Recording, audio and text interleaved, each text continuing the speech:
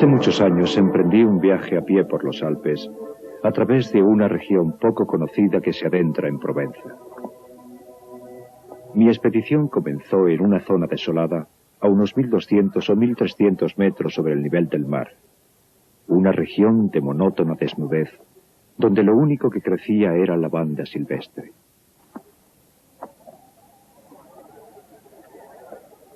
Atravesé esta región por la parte más ancha, y al cabo de 3 días de camino me encontré en un desierto, una tierra baldía y estéril. Acampé junto a las ruinas de un pueblo abandonado.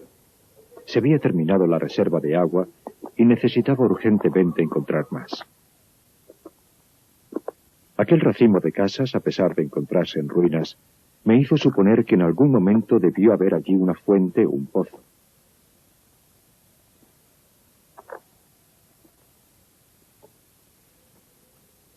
Había una fuente, pero se había secado.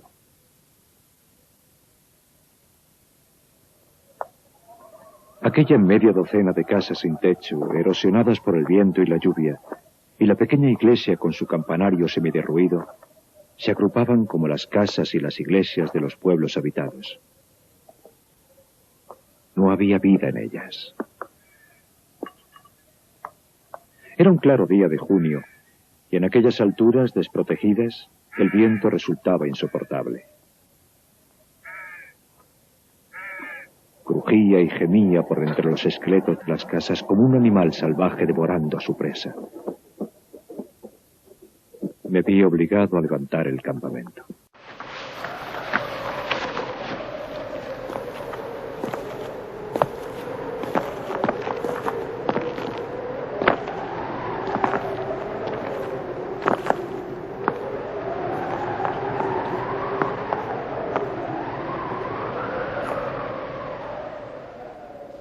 Después de otras 5 horas de caminata, seguía sin encontrar agua.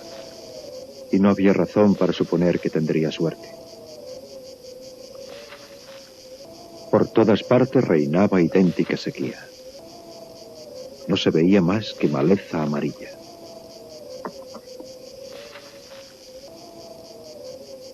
Algo vi a lo lejos que me llamó la atención. Una forma delgada y oscura. Lo tomé por la cepa de un árbol. En la duda, me dirigí hacia él.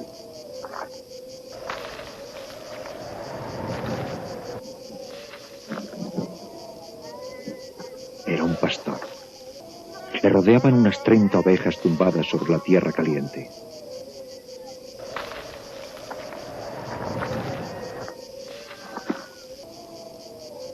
Me ofreció un sorbo de agua de su calabaza. Un poco después, me condujo hasta su redil que se encontraba en un pequeño valle. Sacó agua. Un agua estupenda de un pozo natural muy profundo, al que había provisto de una polea rudimentaria.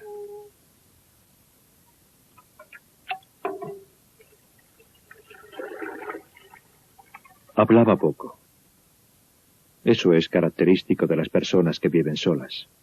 Pero sentía que estaba seguro de sí mismo, y esa seguridad impedía toda desconfianza.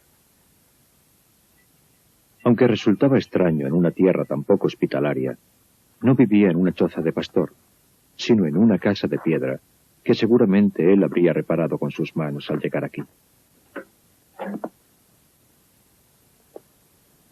El tejado era sólido y fuerte. El viento sobre las tejas hacía un ruido como el del mar en la playa.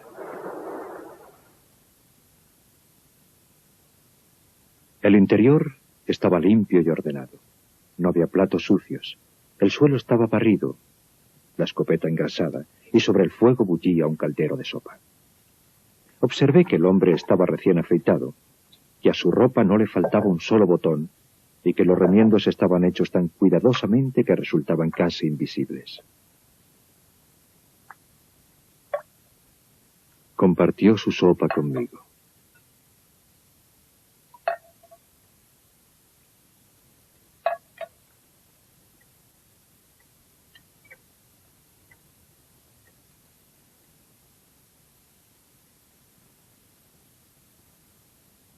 Más tarde, al ofrecerle tabaco de mi petaca, Me dijo que no fumaba.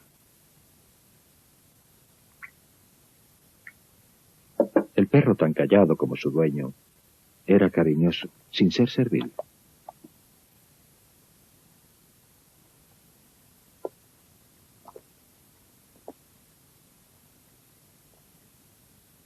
Habíamos convenido que yo pasaría allí la noche, ya que el pueblo más cercano estaba a 2 días de camino. Los escasos pueblos de aquella zona se encontraban lejos unos de otros, y yo sabía bien cómo eran. 4 o 5 aldeas desperdigadas por las escarpadas laderas de la zona, al final de unos escasos caminos practicables, rodeadas de bosquecillos de robles blancos. Sus habitantes se dedicaban a hacer carbón vegetal. La vida aquí es dura. Las familias, hacinadas a la fuerza en un clima duro tanto en invierno como en verano, estaban sumidas en un aislamiento que hacía 1000 veces más amarga la ya difícil lucha por la supervivencia. Su incesante deseo de escapar de esa vida se convierte en una obsesión enloquecedora. Los hombres llevan el carbón a la ciudad en carros y después vuelven a casa. Hasta los seres más fuertes se derrumban bajo esa tensión continua.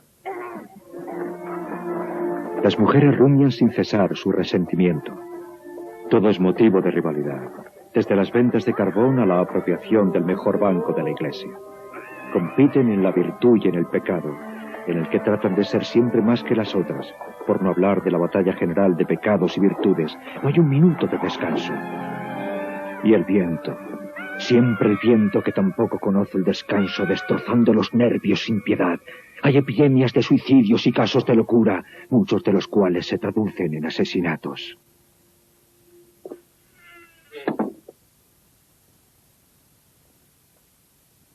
El pastor, que no fumaba, cogió una bolsita y echó un montón de bellotas en la mesa. Las examinaba cuidadosamente una por una, separando las buenas de las malas. Yo fumaba mi pipa. Le pregunté si quería que le ayudara. Él contestó que era su trabajo, y yo, al verlo meticulosamente que lo hacía, no insistí. Aquella fue la única vez que hablamos en toda la noche. Una vez que hubo separado suficientes bellotas, empezó a hacer grupos de 10 con las buenas, seleccionándolas de nuevo. Separaba las que eran demasiado pequeñas o las que tenían alguna grieta. Ahora su inspección era muy escrupulosa. Cuando hubo reunido 100 bellotas perfectas, detuvo su tarea y se fue a la cama. La presencia de aquel hombre le llenaba a uno de paz. A la mañana siguiente le pedí que me permitiera quedarme un día más a descansar. Mi petición le pareció muy natural, o mejor dicho, la impresión que me dio fue que nada podía alterarle. No es que yo necesitara desesperadamente descansar, pero aquel hombre me intrigaba y quería saber más cosas de él. Sacó su rebaño del redil y lo condujo a los pastos. Antes de marcharse, metió las bellotas que había elegido tan cuidadosamente la noche anterior en un cubo de agua y las dejó en remojo. Observé que su cayado era una barra de hierro del grosor de un pulgar y tan alto que me llegaba al hombro.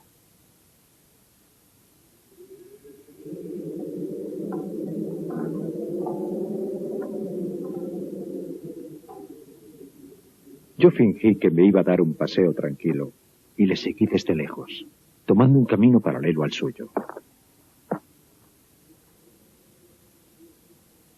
Sus pastos se encontraban en el fondo de un valle situado en la ladera de la montaña. Dejó su pequeño rebaño al cuidado de su perro y subió hasta donde yo estaba. Temía que viniera a reprocharme mi curiosidad, pero no fue así. Vino hacia mí simplemente porque tenía que pasar por allí y me invitó a acompañarle si no tenía nada mejor que hacer. Su destino era la cima del monte un poco más arriba. Cuando llegamos, hundió su barra de hierro en la tierra, echó una bellota en el agujero y después lo cubrió de nuevo con tierra.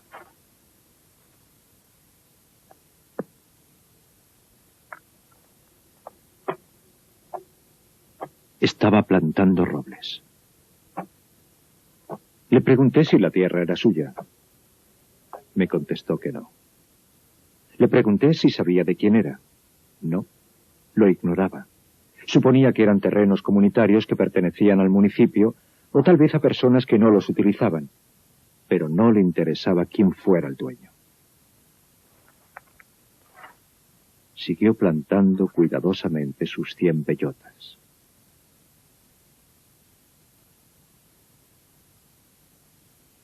Tras el almuerzo, se dedicó a seleccionar más bellotas. Debí ser muy insistente en mis preguntas, porque me contestó.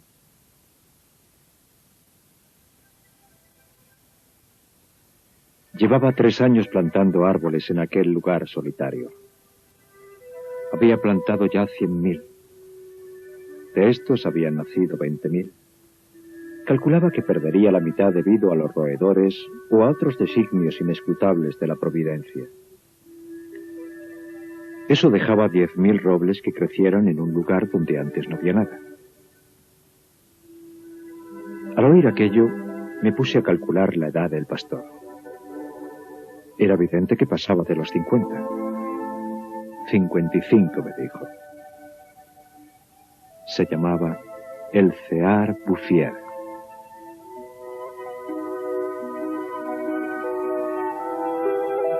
Antes había sido propietario de una granja en la meseta. Esa había sido su vida. Había perdido a su único hijo y después a su mujer.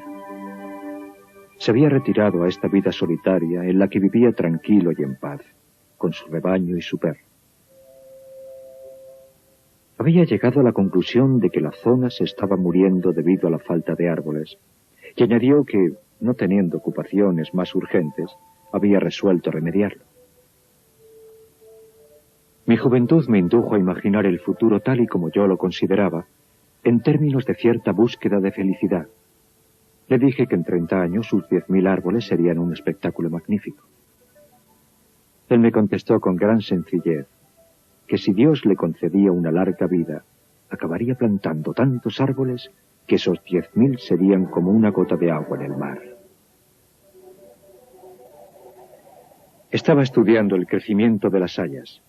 Tenía un pequeño invernadero junto a su casa, donde cuidaba las plantitas nacidas de los hayucos que había plantado. Las había protegido de sus ovejas y crecían maravillosamente. También estaba pensando en plantar abedules en la parte más baja, donde dijo había vetas de agua cerca de la superficie. Al día siguiente nos separamos. 1 año después estalló la guerra del 14 y pasé 5 años en el ejército. Un soldado de infantería tiene pocas oportunidades de acordarse de los árboles.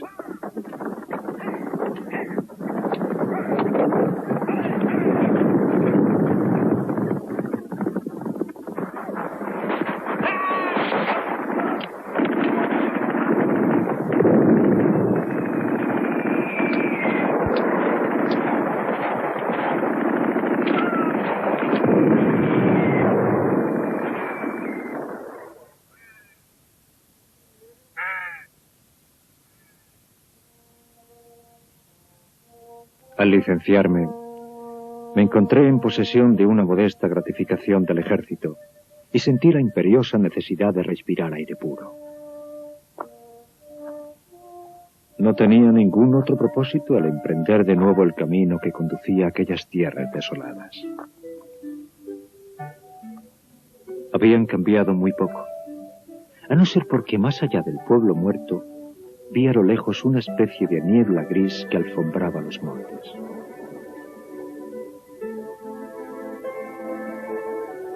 El día anterior me vino a la memoria la imagen del pastor que plantaba árboles. Pensé, 10.000 robles deben ocupar mucho espacio.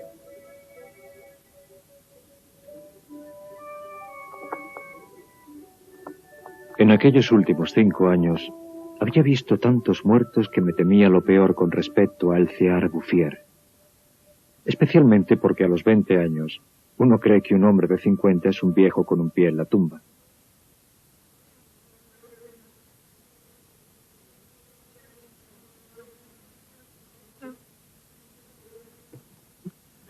Pero no estaba muerto. Había cambiado de oficio. solo conservaba 4 ovejas. Pero tenía algo más de 100 colmenas. Se había deshecho de su rebaño porque ponía en peligro sus plantaciones de árboles. No había prestado atención a la guerra. Había seguido plantando imperturbablemente. Los robles que había plantado en 1910 tenían ya 10 años y eran más altos que nosotros. ¡Qué espectáculo tan impresionante! Me quedé literalmente sin habla. Y como no era un hombre locuaz, pasamos el día paseando en silencio por su bosque. Estaba compuesto de 3 partes y la parte más larga tenía un total de 11 kilómetros y la parte más ancha no medía menos de 3.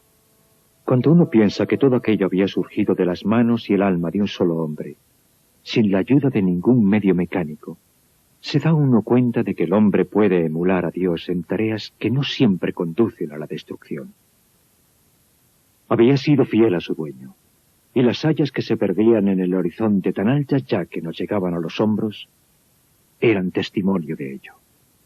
Los robles eran fuertes, y ya había pasado la época en que estaban a merced de los roedores, y por lo que respecta a los designios de la providencia misma, habría tenido que recurrir a un ciclón para destruir lo que había creado un solo hombre.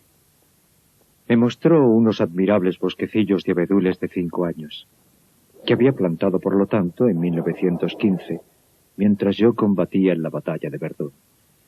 Había reservado para ellos la parte baja, suponiendo con razón la presencia de agua a poca profundidad.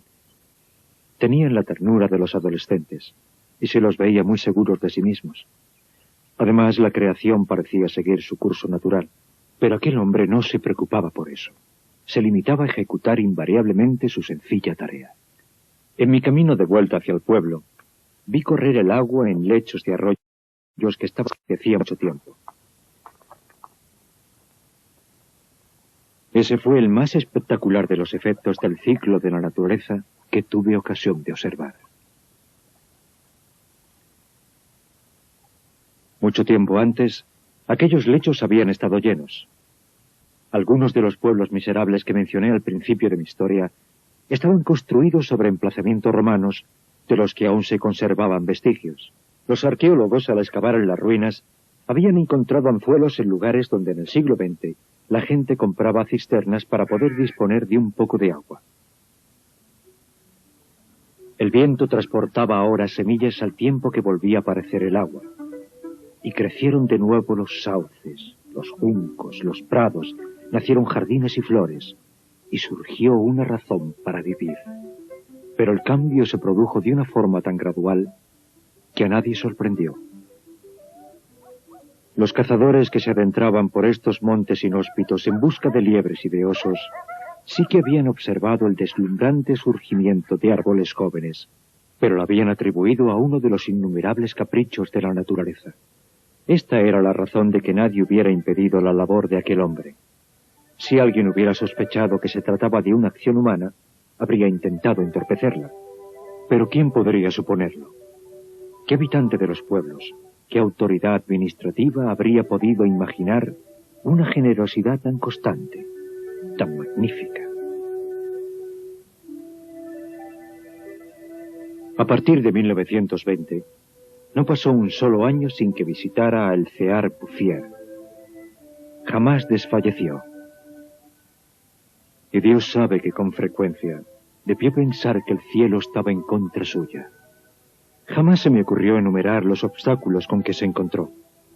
Pero es fácil imaginar que para tener un éxito como el que tuvo, debió enfrentarse a muchas adversidades. Y para conseguir que su sueño se hiciera realidad, debió haber luchado innumerables veces contra la desesperación. Hemos de recordar que aquel hombre tan excepcional actuaba en completa soledad, tan completa que hacia el fin de sus días se le había olvidado hablar.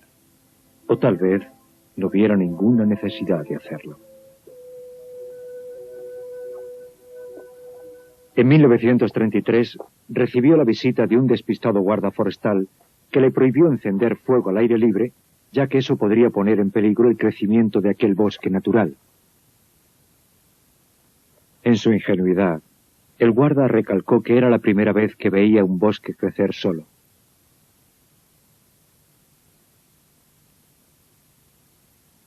En 1935, una nutrida delegación de funcionarios acudió a examinar el bosque natural.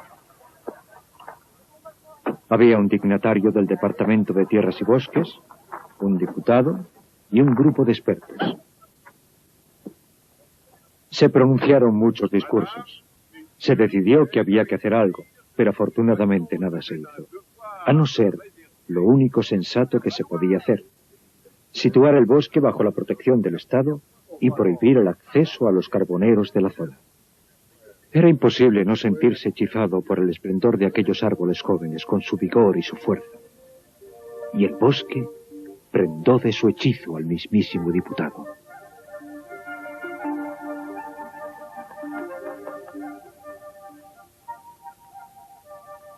Uno de los guardas de la delegación era amigo mío. Le expliqué el misterio.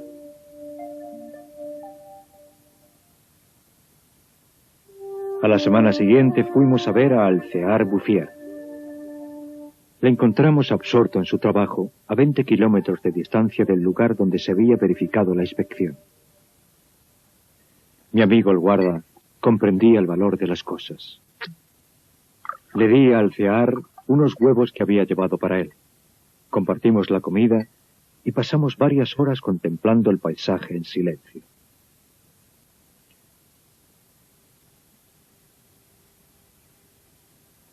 La pendiente por la que habíamos subido estaba cubierta por árboles de 6 o 7 metros de altura. Recordé el aspecto que presentaba aquella región en 1913, el de un desierto. El trabajo tranquilo y constante, el aire saludable de las montañas, su frugalidad y por encima de todo su paz mental habían dotado a aquel hombre de una salud que era casi un aura. Era uno de los atletas de Dios. Me preguntaba cuántas hectáreas más cubriría de árboles. Antes de marcharnos, mi amigo se limitó a hacer una sugerencia sobre el tipo de vegetación para la que aquellas tierras parecían más favorables. No insistió más. Por la sencilla razón, me explicó después, de que de eso él sabe mucho más que yo. Debió seguir dándole muchas vueltas más porque, tras una hora de camino, añadió: sabe más que nadie. Ha encontrado una forma magnífica de ser feliz. Gracias a este guarda, se protegió no solo el bosque, sino también la felicidad de su creador.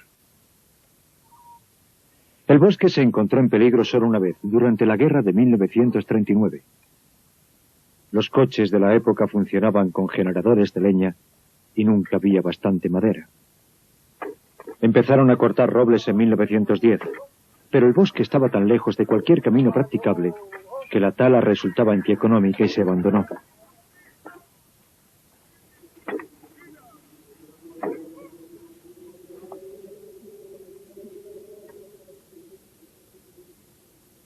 El pastor no se había enterado de nada. Se encontraba a 30 kilómetros de distancia prosiguiendo tranquilamente su tarea, ignorando la guerra del 39 como había ignorado la del 14. La última vez que vi a Alcear Bouffier fue en junio de 1945. Para entonces tenía 87 años.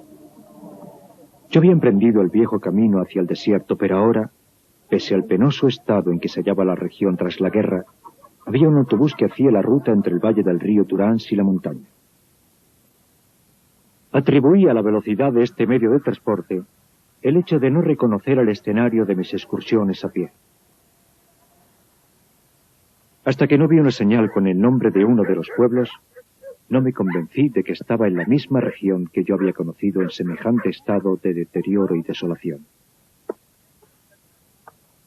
Me bajé del autobús en Vergons. En 1913, este pueblo de 12 casas contaba con 3 habitantes. Huraños con los forasteros vivían odiándose unos a otros y sobrevivían a base de cazar con trampas. Su situación era desesperada. Pero todo había cambiado, hasta el mismo aire. En lugar de los bruscos golpes de viento que me habían recibido en ocasiones anteriores, soplaba una dulce brisa cargada de perfumes. De las montañas venía un murmullo como los arroyos. Era el viento del bosque. Y pude oír algo aún más asombroso, el sonido del agua. Habían construido una fuente que manaba libremente, y algo realmente conmovedor. Junto a ella habían plantado un tilo, símbolo incontestable de la resurrección.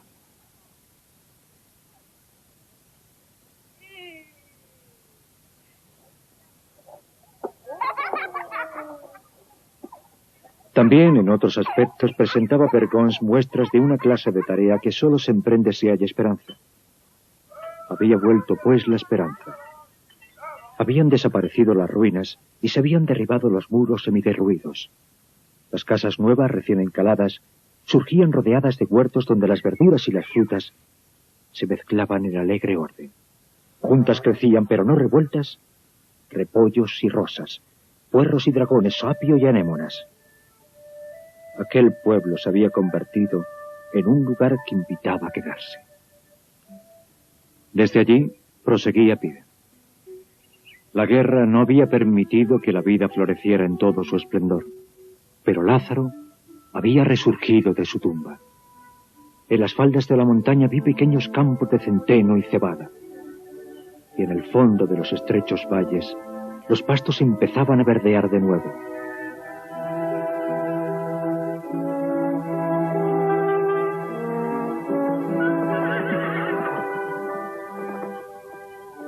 Solo habían hecho falta 8 años para que la comarca rebosara de salud y bienestar.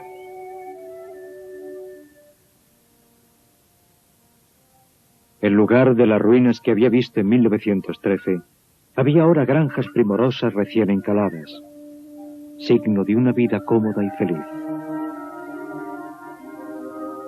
Las antiguas fuentes, alimentadas por la lluvia y la nieve retenida por el bosque, habían empezado a brotar de nuevo.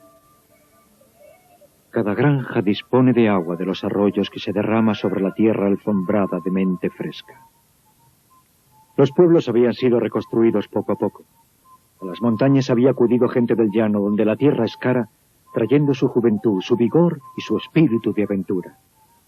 Por los caminos se veía gente sana, bien alimentada, muchachos y muchachas que sabían reír y que habían recobrado el gusto por las diversiones sencillas.